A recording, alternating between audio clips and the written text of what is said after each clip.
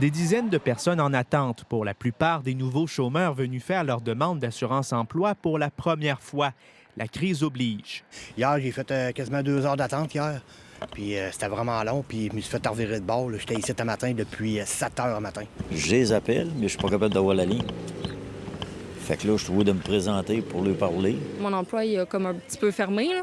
Ils ont juste gardé certaines personnes là, pour qu'est-ce qui était comme important, là, urgent. On va se croiser les doigts, puis on va prier le bon Dieu, comme on dit. We received over 500,000 applications. Le premier ministre l'admet, le nombre de demandes explose, plus d'1 demi-million seulement cette semaine.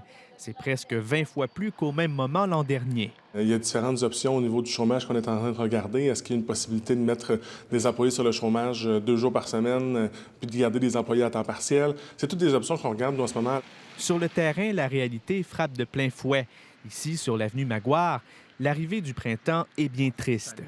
Je vous dirais qu'on n'est pas loin du 300 mises à pied actuellement de commerces qui, certains sont demeurés ouverts. C'est d'ailleurs le cas pour Barbara.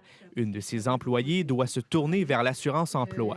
Là, j'ai 2 employés temps partiel, mais j'ai dû couper leurs heures. Là, je travaille seule pour le moment. Combien de temps la situation pourra durer pour ces petits commerces? Vaut mieux ne pas en parler. Posez-moi pas cette question, je vais pleurer. Élie Dédès a vu 80 de sa clientèle déserter son commerce. Vu la pénurie de main-d'œuvre à Québec, il a été chercher ses employés en France. Ils n'ont pas droit à l'aide gouvernementale.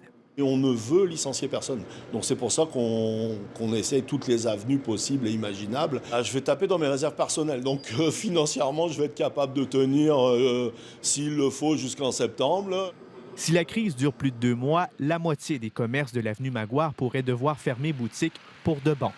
Ici Pierre-Alexandre Bolduc, Radio-Canada, Québec.